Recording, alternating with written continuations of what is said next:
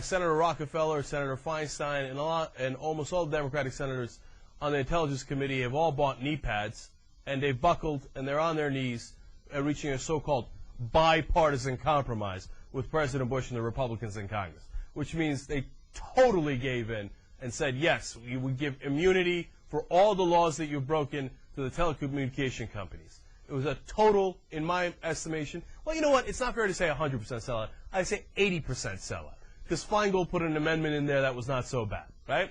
So they're ready to buckle, and I'm ready to get enraged as usual. I write something up. I put it on our website. Everybody's having fun. It's the Democrats as we know them. When all of a sudden, there's a little twist. Who steps in but Senator Dodd and says, you know what? I'm going to go ahead and put a hold on this thing, and it's not going through. All of a sudden, we have a new hero in America. Now, before I get carried away, am I right to be excited, Sam? What does the hold mean, and do you think it's going to stick? Well, it basically is it's like a Senate, I guess, procedural move where a senator can put a hold, literally, hold on a bill and keep it from reaching the floor. I mean, I think you're right to be excited about this, if only because it is the first time we're seeing any of our presidential candidates. And look,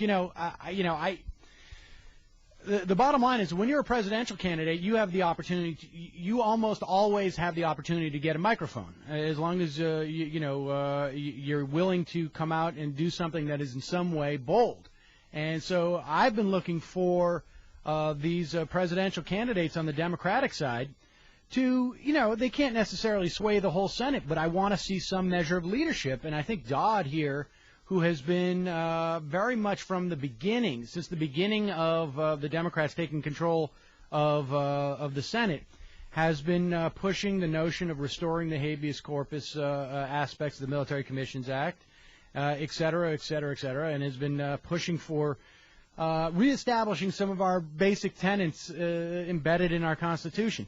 So, yeah, I would be excited to, just at the very least, to see some signs of leadership in life from the Democrats. Now, there's also a story out there, apparently, that Harry Reid may try and circumvent this hold, and then we start getting into Senate procedures that are a little bit beyond my pay grade at this point.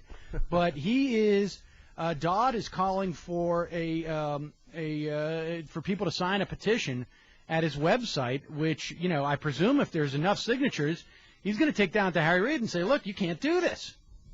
So, I mean, it is exciting, but you have to temper your excitement, as I know that you always do. I refuse. And in a minute, I'm going to take it over the top. But first, let's talk about that last part that you said there, Sam. That's really dangerous. First of all, it tells me that Senator Reid is part of the problem, not part of the solution. For him to say, I'm going to side with the guys who are caving in, and Senator Pat Leahy, by the way, is on Dodd's side and has literally called it on the Senate floor as caving in, okay? And so he's not missing words on it. Arliss Specter, Republican of Pennsylvania, thinks it's caving in, thinks we shouldn't give retroactive immunity to the telecommunication companies. And the Democrats are to the right of Arliss Specter, which is a terrible place to be. And which side does the Senate Majority Leader take? He takes the side of Rockefeller and the guys who are calling for the cave-in. It's rare for there to be a hold. It's much rarer for the leader of that party's hold to come out and say, well, we're going to have a vote on it anyway. That's almost never heard of.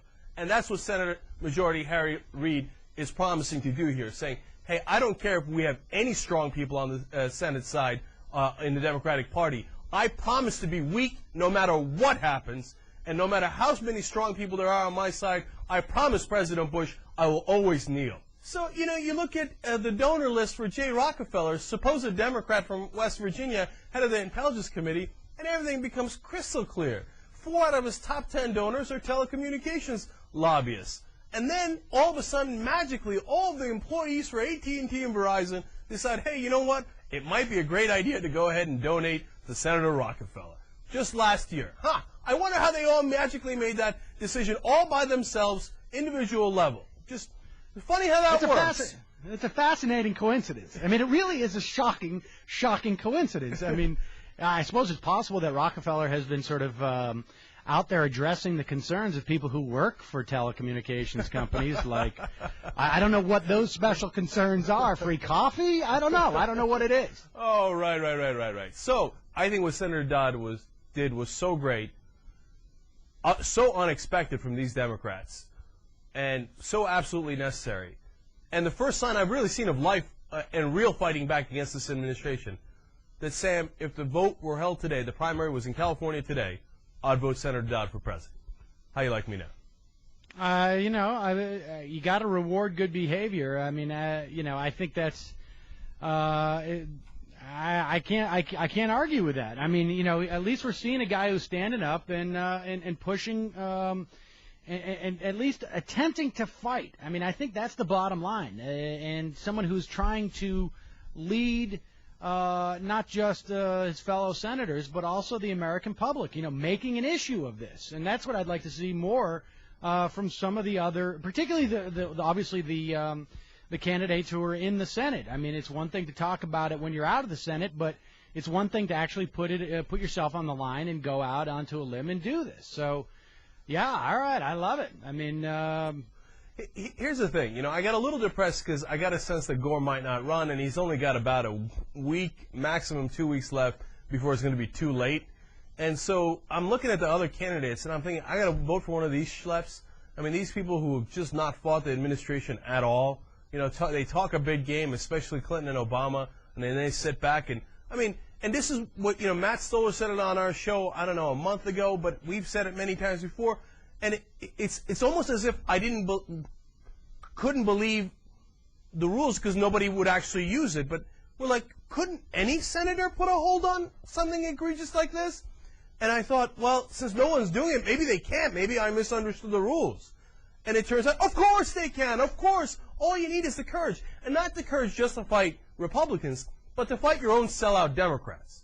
And that's the real problem because they have civility and they know them and they have cocktails with them and tea with them and crumpets with them and they go to picnics together or whatever they do. So they feel bad saying, hey, Rockefeller is a sellout to the telecoms, so I'm not going to put a hold on some BS bipartisan compromise that he pretends to have and call him what he is. So finally when Dodd did it, I was like, okay, well, I guess out of these guys, Dodd's a clear winner. Not just because of this, too. Exactly what you said earlier, Sam.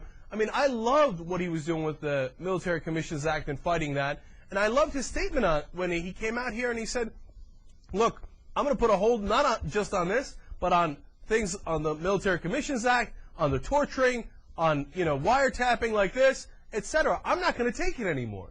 That's what I wanted to hear. Dodd was also one of those guys who relatively early on, or at the very least after Joe Lieberman lost the primary, he was the one who said basically, Joe, you got to sit this one out. And that's a tough thing to do, particularly with, being from Connecticut. I mean, that's your fellow senator. And so, Dodd is showing that he sort of walks the walk to a certain extent, which it would be nice to see if that was contagious with our presidential candidates. Yeah, Dodd in 08. We got a new hero in America.